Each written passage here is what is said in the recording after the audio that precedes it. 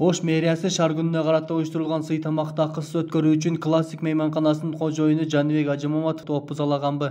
Президенттик администрациядан Болот Узакбаев баштаган топ келип, 2 күндөн бери 5 октябрь шаар күнүнө карата классик мейманканасында болгон иш-чара сый тамакты акысыз өткөрүү боюнча мэриядан вице-мэр Юсуповдон жана мэрдин кеңешчиси делген Абдышүкүр Жораев тарабынан басым болгон делген маалыматты текшерүү үчүн келип, териштирүү иштерин баштаган. Абдышүкүр Жораев бүгүн 14 ноябрь күнү журналисттерге берген маалыматында аталган окуяга тиешеси жоктугун, классик мейманканасынын кожоюну Жаныбек Ажымаматовго басым кылбаганын билдирди. Классик гостиницасынын кожоюну Жаныбек Нотоз эч кандай келишпештик болгон эмес. Ушуга чейин дайыма сый мамиледебиз. Ал эми вице-мэр Замир Юсупов аталган окуяга тиешеси жоктугун маалымдады. Жана классик боюнча азырда менин да атым чыгып кетти. Бул боюнча мен кичине мындай бир маалымат катары берип кетейин.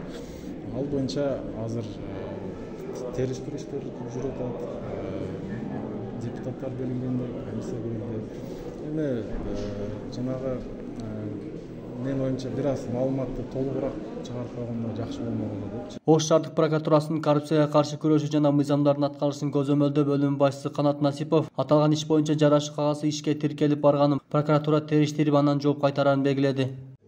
Уже арызга тиркелген материалдарда ошо жарашуу баракчасы дагы ошо тиркелип келген экен. Бүгүнкү күндө шаардык прокуратуранын бөлүнмөсүнө алынып, текшерүү иштери жүрүп атат. Текшерүүнүн жыйынтыгы мыйзамга ылайык